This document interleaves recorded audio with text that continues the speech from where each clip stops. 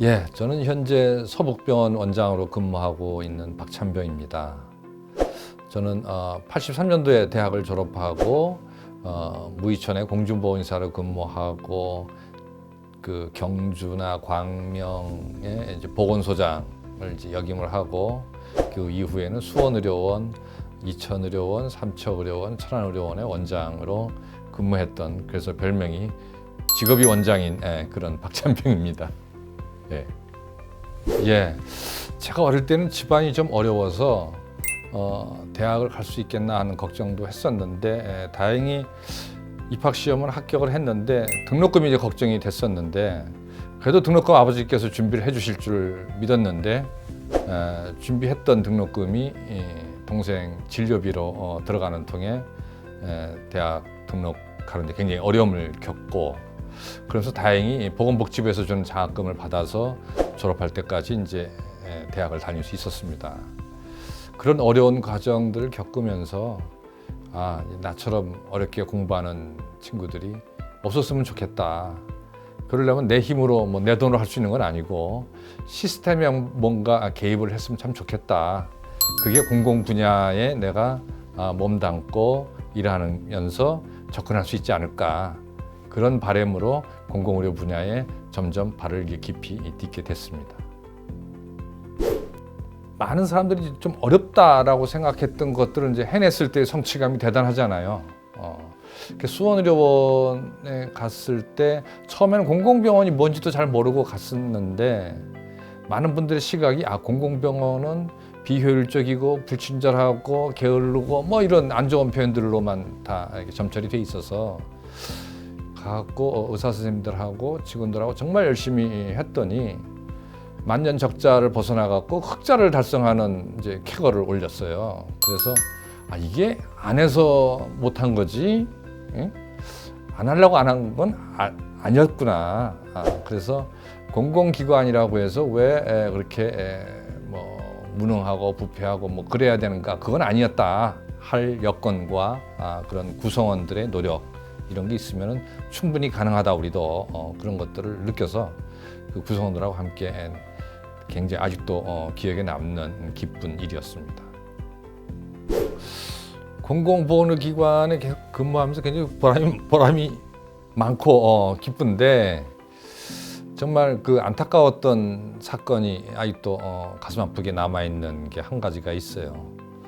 그 수원의료원에 있을 때 노숙인 환자 한 분이 후두암에 걸려갖고 오셨는데 사실 그때만 해도 의료 기술로는 충분히 수술을 하고 치료하면은 오랫동안 사실 수 있는 그런 기술이 있음에도 불구하고 수원의료원 능력으로는 안 되니까 좀 더 큰 공공병원들에게 이제 연락을 했죠. 도와달라. 이 노숙인 불쌍한 환자가 있다. 그랬더니 의료진이 없어서 부족해서 못한다.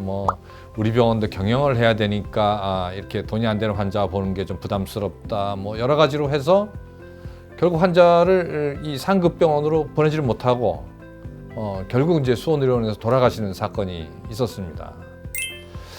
그러니까 헌법에서 정한 대로 모든 국민은 보건에 관하여 국가의 보호를 받는다 이렇게 돼 있는데 그 환자분의 경우는 국민으로서의 보호를 받지 못했던 사건이었죠. 그래서 이게 공공병원이라고 하는 것이 규모도 좀 많이 있어야 되지만 또 의료 질적으로도 많이 보강이 돼야 되고 그래서 정말 모든 국민들이 국가의 혜택을 볼 수 있도록 공공병원이 좀 더 확충돼야 된다. 그런 생각을 깊이 갖게 됐던 아주 안타까운 사건이 있었습니다. 지금이라고 해서 크게 달라졌다고 보기는 좀 어렵습니다. 사실 그 기간 동안 그때 사건이 2002년도쯤 되는데 지금 한 20년 가까이 지났지만 그 사이에 이 정부들이 과연 공공의료에 그만큼 투자했냐 하면 사실 별로 투자하지 않았거든요. 그래서 아직도 갈 길이 좀 멀긴 합니다. 사실 공공의료 기관에 그 공직의사로 근무하는 분들이 그렇게 숫자가 많지가 않거든요. 그게 이제 소수라 서로 좀 잘 알고 지내요. 대신에 그 숫자가 적다 보니까 외로움을 좀 많이 느끼고 힘든 상황들을 또 느끼기도 하죠. 그럴 때 이제 선배나 동료들이 이제 격려해주고 함께 걱정하고 뭐 하는데, 그래서 이제 중간에 이탈하는 그 동료들도 많이 있었어요. 근데 기억에 남는 선배 한 분이 대구 의료원 원장을 하셨던 안문영 선배라고 있는데, 이 선배는 이게 공공의료에 종사하는 그 의사들은 잘 버틸 수 있어야 된다. 버텨나가야 된다. 안 그러면 다 멸종하고 만다. 그런 위기감과 이런 것 때문에 질책도 하고 격려도 하고 하면서 그 선배님이 굉장히 오랫동안 기억에 남고 아직도 많은 지도를 받고 있습니다. 병원 내에서는 사실 그 공공병원에 있는 직원들이 이 민간병원에 근무하고 있는 분들하고 좀 다른 부분들이 있어요. 그러니까 의사들도 다르지만 일반 직원들도 좀 다르고, 그래서 원내에서는 이제 그 같이 근무한 의사 선생님들이 100% 그렇다는 건 아니지만은 민간병원과 좀 다른 부분들이 있습니다. 이 선생님들이 내가 의사로서 공공병원에 왔을 때는 내 소신껏 진료, 학교에서 배운 대로 교과서적인 진료 이런 데 이제 충실하고자 하는 선생님들이 많이 계세요. 그러니까 이런 분들이 저에게는 굉장히 또 힘을 주고 계시는 분들이죠. 처음에는 가족들이 잘 몰랐고요. 저 지방에서 이제 보건소장 할 때나 이럴 때 이제 잘 모르고 의사긴 의사인데 돈 잘 못 벌어오는구나, 그 정도만 이제 알고 있다가 점점 이제 이렇게 시간이 지나고 하면서 의사인데 좀 이상한 일을 하는구나, 근데 이런 의사도 있구나, 그렇게 해서 가족들은 지금 다 인정하고 야 그러려니 하고 이제 같이 지내고 있습니다.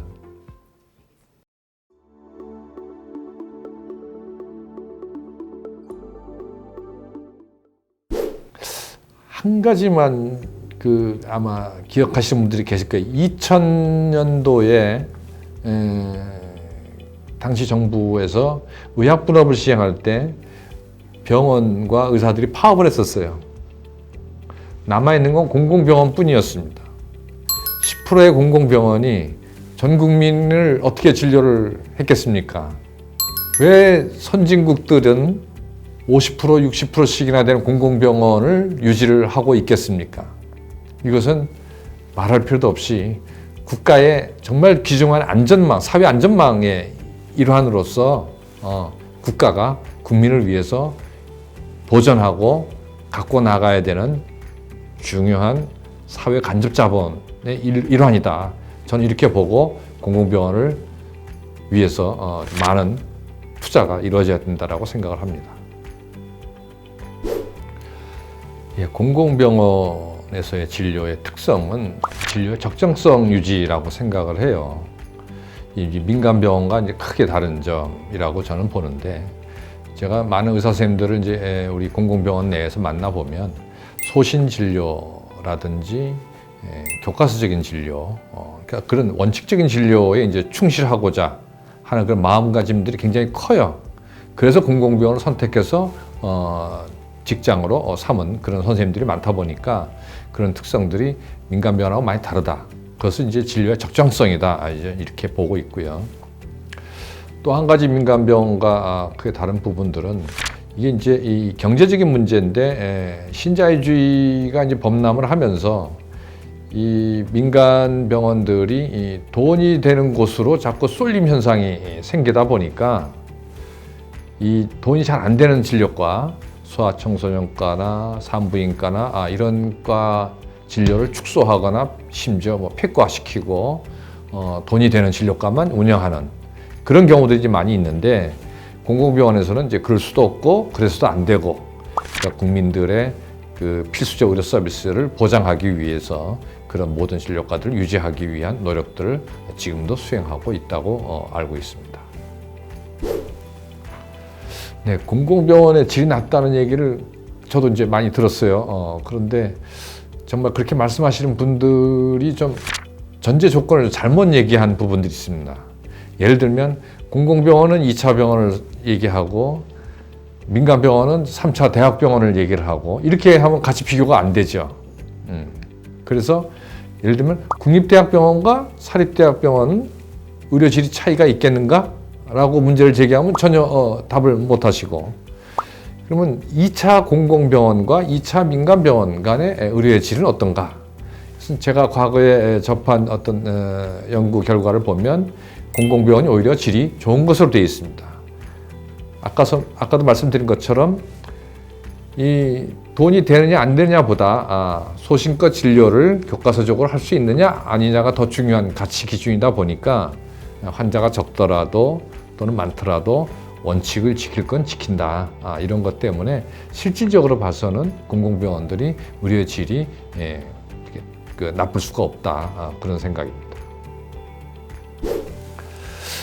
코로나가 벌써 1년이 넘었는데요. 코로나 환자를 진료하는 대부분의 중추적인 병원 역할을 하고 있는 곳이 공공병원들이죠. 그런데 이 공공병원들이 전체적으로 보면은 전체 우리나라 병원의 10% 정도밖에 안 됩니다. 이 10%밖에 안 되는 병원을 갖고 80%가 넘는 코로나 환자들을 진료하고 있습니다.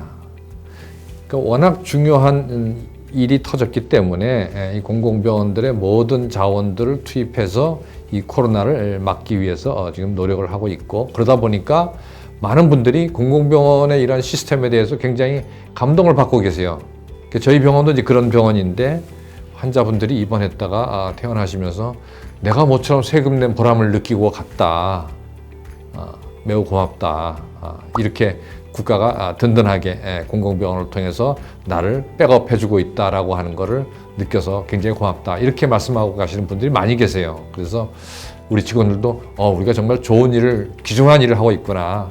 이렇게 느끼고 있어서 이 코로나와 같은 국가적 재난 위기에 공공병원은 매우 중요한 역할을 하는 병원이다. 이렇게 알고 있습니다. 우리가 환자 중심으로 생각한다 그러면 어떤 환자가 몸이 아파서 진료를 받아야 되는데 어떤 병원을 갈 것인가, 어디 가면 좋은 진료를 받을 것인가, 이런 고민을 하게 되지 않습니까?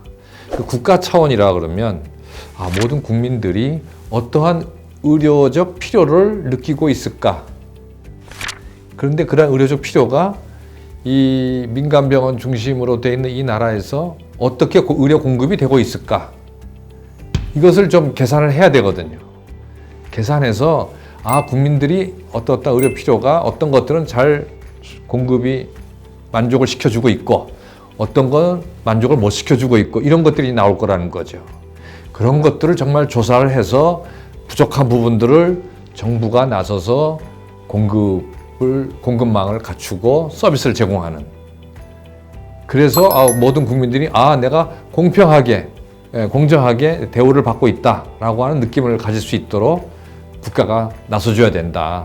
그래서 모든 국민의 필수적 의료 서비스가 골고루 제공될 수 있도록 그런 실태 조사와 서비스 제공 체계를 다시 한번 갖추는 그런 노력이 이루어졌으면 정말 좋겠다는 생각을 갖고 있습니다.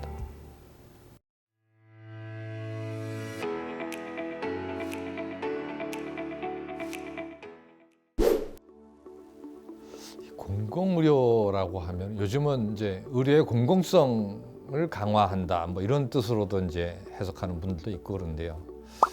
아무튼 공공의료는 모든 국민들에게 적정한 의료 서비스를 골고루 제공한다.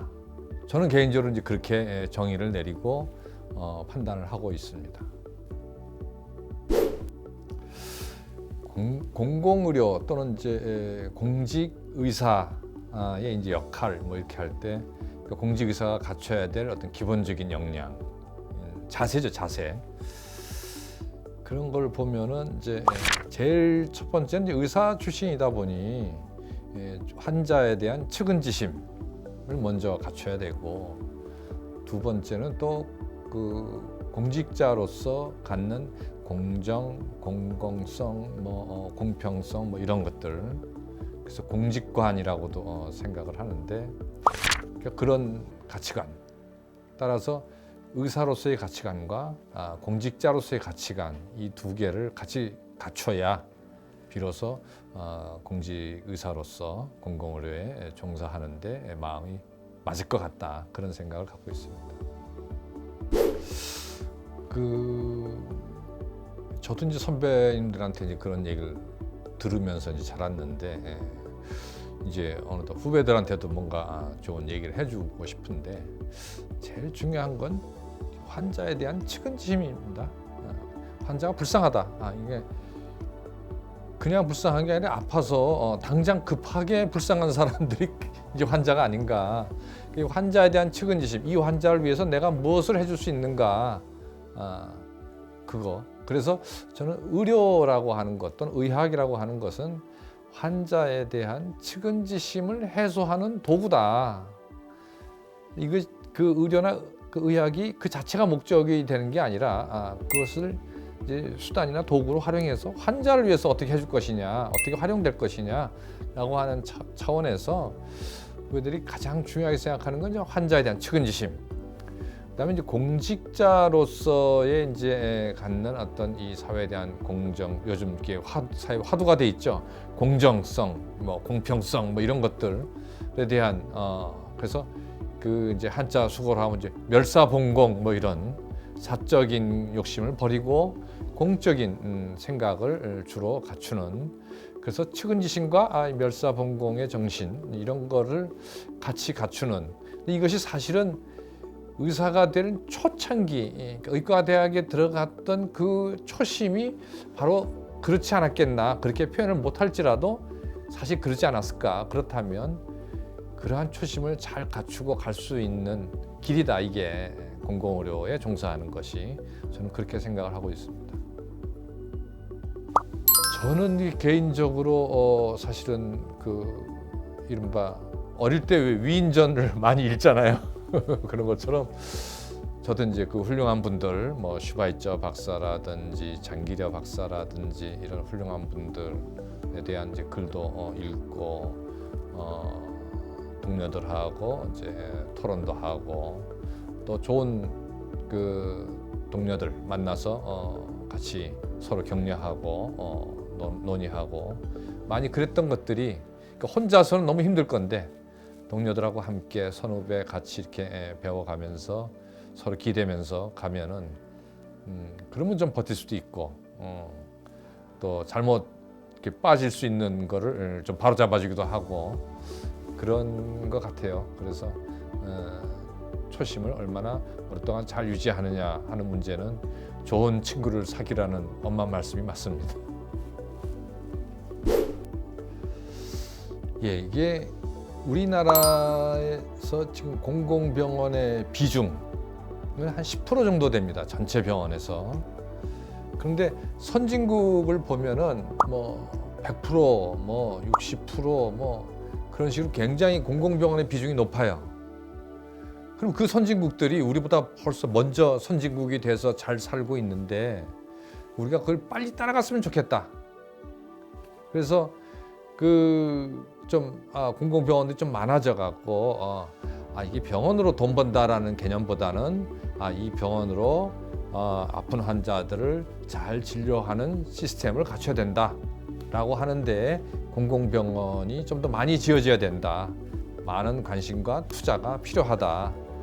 인력도 양성해야 되고, 그런 것에 대해서 우리 국민 여러분들이 많이 관심 갖고 지원해 주시면 좀 더 좋은 나라가 되지 않을까, 이렇게 생각을 합니다.